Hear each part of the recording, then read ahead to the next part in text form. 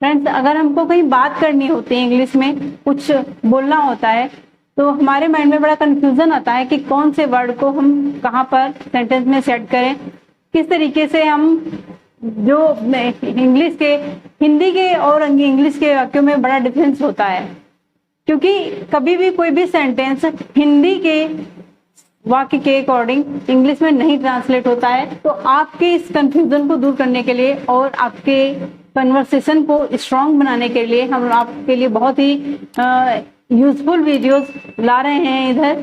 तो अगर आप कंटिन्यू हमारे वीडियोस देखते रहेंगे तो आपकी इंग्लिश जो है, आपका कन्वर्सेशन बहुत अच्छा हो जाएगा, आप इंग्लिश में स्पीक करने लगेंगे। और जो भी हम इधर पढ़ा रहे हैं, तो ये देखिए, जो हम हिंदी के वाक्यों को इंग्लिश में ट्रांसलेट करना आपको बता रहे हैं, तो उसमें आपको इतनी बहुत ज्यादा हिंट वाले वर्ड्स हम दे रहे हैं। तो यहाँ पर है स्केयर्ड ऑफ, मतलब स्केयर का मतलब क्या होता है? डरना। स्केयर मीन्स होता है डरना, ऑफ लगना, स्केयर्ड ऑफ डर लगना। हर एक इंसान ऐसा होता है जिसके अंदर कोई ना कोई फोबिया किसी न किसी चीज का जरूर होता है। किसी को ऊंचाई से डर लगता है, किसी को कुत्ते से डर लगता है, किसी को किसी दूसरे जानवरों से डर लगता है, किसी को आग से डर लगता है, किसी को पानी से डर लगता है, कोई पर्सन है जो अंधेरे से डरता है। तो हर पर्सन के अंदर कोई ना कोई फोबिया जरूर होता है। तो इसी तरीके के हम जो ये हिंदी के वाक्य आज हम आप लोगों को इंग्लिश में ट्रांसलेट करके बताएंगे। स्केयर्ड ऑफ, इधर वीडियोस हम ला रहे हैं। अगर कंटिन्यू आप मेरे सारे वीडियोस देख रहे हैं तो मैं पक्का प्रॉमिस आपसे करती हूँ कि आपकी इंग्लिश जो है स्पीकिंग बहुत ही अच्छी हो जाएगी और आप हर तरीके के सेंटेंसेस को इंग्लिश में ट्रांसलेट करने लगेंगे। क्योंकि जो भी हम इधर वीडियोस ला रहे हैं आपको, उसमें कुछ न कोई बहुत ही इंपॉर्टेंट हिंट हर वीडियो में आपको दे रहे हैं, जिससे आप इंग्लिश के हिंदी के वाक्यों को इंग्लिश में इजीली ट्रांसलेट कर सकें। तो अगर आपने अभी तक हमारे चैनल को सब्सक्राइब नहीं किया है तो सब्सक्राइब जरूर कर लें, क्योंकि आगे के सारे वीडियोस आपके लिए बहुत ही यूजफुल होने वाले हैं। आपकी इंग्लिश जो है बहुत ही स्ट्रांग होने वाली है इन सारे वीडियोज से। तो आइए स्टार्ट करते हैं हम अपना आज का वीडियो। इसमें हम ये सारे हिंदी के वाक्यों को इंग्लिश में ट्रांसलेट करके आप लोगों को बताएंगे। इसमें मैंने लिया है स्केयर्ड ऑफ, डर लगना। डर लगना, जैसे मुझे कुत्तों से डर लगता है, I scared of dog, I scared of dog. अब इस सेंटेंस को देख करके आपको लग रहा होगा कि कितना ज्यादा ये यूजफुल है आपके लिए, और ये जो है कितनी, ये हिंट आपके लिए कितनी इंपॉर्टेंट है। ओके, मुझे उससे डर लगता है, आई स्केयर्ड ऑफ हिम। मुझे भूतों से डर लगता है, I scared of ghost.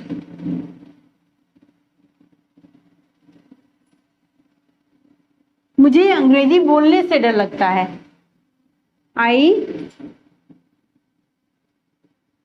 Scared of speak English. मुझे अनजान लोगों से बात करने में डर लगता है, आई स्केयर्ड ऑफ टॉक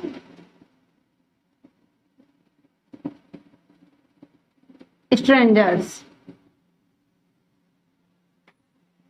मुझे ऊंचाई से डर लगता है। अब यहाँ पे जो है मैंने 5 सेंटेंस है, जो 5 ये हिंदी के वाक्य, इनको इंग्लिश में ट्रांसलेट करके आप लोगों को बताया है। ये 6th वाला जो है मैंने छोड़ दिया है, क्योंकि मुझे ये पता है कि मैंने जो ये स्केयर्ड ऑफ का यूज बताया है आप लोगों को, इससे जो हिंदी के वाक्यों को इंग्लिश में ट्रांसलेट किया है फिर इसके अकॉर्डिंग, तो ये आप लोगों को बहुत अच्छे से समझ में आ चुका होगा और आप इजिली इसे जो है इंग्लिश में ट्रांसलेट कर लेंगे। ओके, अब हम आते हैं नेक्स्ट पॉइंट पे, जो कि है बियॉन्ड अंडरस्टैंडिंग, मीन्स समझ के बाहर। जो बातें हमारी समझ के बाहर होती हैं, किसी की बातें हमारी समझ में नहीं आती हैं, कहीं कोई क्वेश्चन ऐसा आ जाता है हमारे सामने जो समझ में नहीं आता है, बहुत सारी चीजें हमारी लाइफ में ऐसी होती हैं जो हमारी समझ के बाहर होती हैं। जो कुछ कहीं पे लोग, हम कोई हमारा फ्रेंड ही है या फैमिली मेंबर है, हमसे कुछ बात करता है, तो उसकी बातें भी कहीं कहीं हमारे समझ के बाहर होती हैं। तो वहां पर हम किस तरीके से इसको इंग्लिश में ट्रांसलेट करेंगे, ये हम आज आपको बताते हैं। बियॉन्ड अंडरस्टैंडिंग, समझ के बाहर। तुम्हारी बातें मेरी समझ के बाहर हैं। योर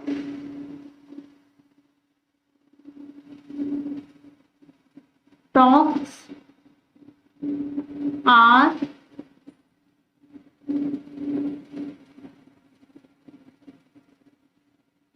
बियॉन्ड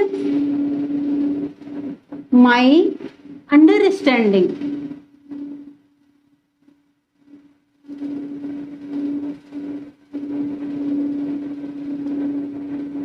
अंडरस्टैंडिंग, तुम्हारी बातें मेरी समझ के बाहर हैं। ये सवाल मेरी समझ के बाहर हैं। These you can say also sums or question. These, मैं तो यहाँ पे आप लोगों को क्वेश्चन लेकर के बताऊंगी। These questions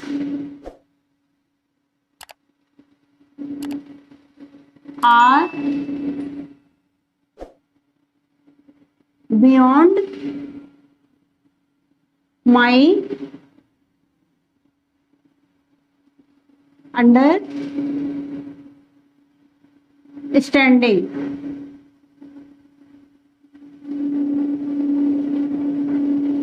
अब तुम मेरी समझ के बाहर हो। You are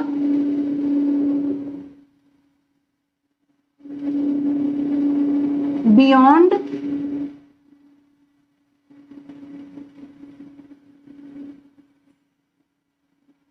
my understanding। अब यहाँ पे देखिए, मेरी, जहाँ हिंदी में जहाँ पे मेरी वर्ड लगा हुआ है, वहां पर बियॉन्ड के बाद में माई, इसके लिए माई का यूज करेंगे।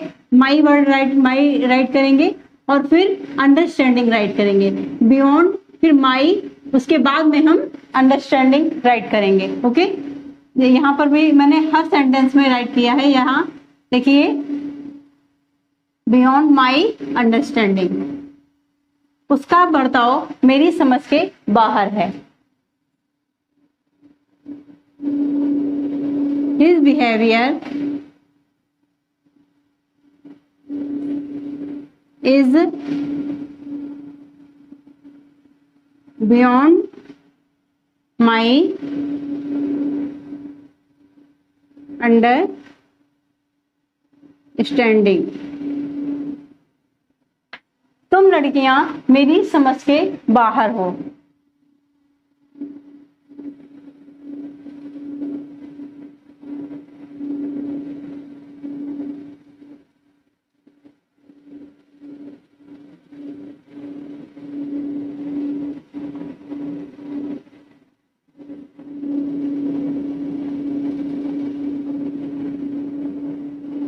You girls are beyond my understanding।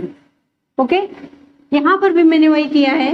ये जो 6 सेंटेंस है, हिंदी का वाक्य है, इसको मैंने छोड़ दिया है क्योंकि मुझे अपने समझाने पे पूरा कमांड है कि आप लोगों को ये जो है, जो मैंने हिंट दिया है, जो मैंने ये वर्ड राइट किए हैं, इनका यूज कहाँ पे कैसे करना है सेंटेंस में, ये जो मैंने बताया आप लोगों को बहुत अच्छी तरीके से समझ में आ गया होगा।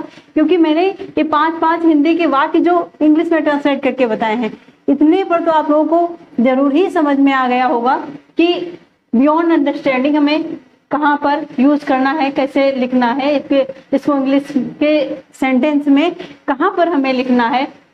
तुम्हारी बातें मेरी समझ के बाहर हैं। जैसा कि मैंने बताया कि हिंदी के वाक्य में जब मेरी वर्ड अगर है, अगर यहाँ पर तुम्हारी बातें समझ के बाहर हैं, मेरी वर्ड हम हटा दें, ओके, तो योर टॉक्स आर, यहाँ पे माई भी हट जाएगा, ये माई भी हट जाएगा, बियॉन्ड अंडरस्टैंडिंग, बियॉन्ड अंडरस्टैंडिंग। लेकिन ये कुछ वाक्य सही नहीं लग रहा है। हिंदी का अगर हम मेरी वर्ड नहीं लगाएंगे तो मेरी समझ के बाहर है, समझ के बाहर भी वाक्य सही है, लेकिन मेरी शब्द लगाने से थोड़ा और अच्छा वाक्य लगने लगता है। इसलिए यहाँ पर मैंने सभी में ये शब्द लिखा हुआ है और इसको बियॉन्ड और अंडरस्टैंडिंग के बीच में हम इसके इंग्लिश राइट करेंगे my. Okay, your talks are beyond my understanding, these questions are beyond my understanding, you are beyond my understanding, his behavior is beyond my understanding, you girls are beyond my understanding. Okay, I think इतना आप लोगों को clear हो गया होगा कि scared of, डर लगना। हिंदी के वाक्यों को अगर हम इंग्लिश में ट्रांसलेट करेंगे तो स्केयर्ड ऑफ का यूज हम कहाँ पर करेंगे, इसको कैसे ट्रांसलेट करेंगे। स्केयर्ड ऑफ, मुझे अगर किसी चीज से डर लग रहा है, तो किसी भी चीज से हमें डर लग रहा है तो हम वहां पर उस चीज से जो हमारा सब्जेक्ट होगा और ऑब्जेक्ट होगा उसके बीच में हम स्केयर्ड ऑफ का यूज करेंगे, स्केयर्ड ऑफ। ओके, जैसे यहाँ सब्जेक्ट क्या है, आई, और ऑब्जेक्ट क्या है, जैसे ये सब्जेक्ट है, ये ऑब्जेक्ट है, इसके बीच में हम स्केयर्ड ऑफ का यूज करेंगे। ओके, इतना क्लियर हो गया होगा आप लोगों को। मैंने दोनों में जो है स्केयर्ड ऑफ में और ये बियॉन्ड अंडरस्टैंडिंग में एक एक सेंटेंस छोड़ दिया है, जिसको आपको इंग्लिश में ट्रांसलेट करके हमें कमेंट बॉक्स में बताना है, या अपने आप से आप ट्रांसलेट करके देखिए। अगर आपका सेंटेंस सही होता है तो समझ लीजिए कि आपको बहुत अच्छी तरीके से वीडियो समझ में आई है। और भी कुछ चीजें समझने के लिए हमारे वीडियो को एंड तक जरूर देखिए। अगर आप अपनी इंग्लिश स्पीकिंग को स्ट्रॉन्ग करना चाहते हैं, आप चाहते हैं कि आपकी इंग्लिश स्पीकिंग अच्छी हो जाए, हर तरीके के सेंटेंस, हर तरीके के हिंदी के वाक्यों को आप इंग्लिश में ट्रांसलेट करके इजीली उनको स्पीक कर सकें और इजीली उनको इंग्लिश में ट्रांसलेट कर सकें, तो आप हमारी सारी वीडियोस को, इधर की जितनी भी वीडियोस हमारी आ रही हैं सभी वीडियोस को वॉच करिए स्टार्ट टू एंड, क्योंकि इसी तरीके की वीडियोस जो है हम आप लोगों के लिए लेकर के आ रहे हैं।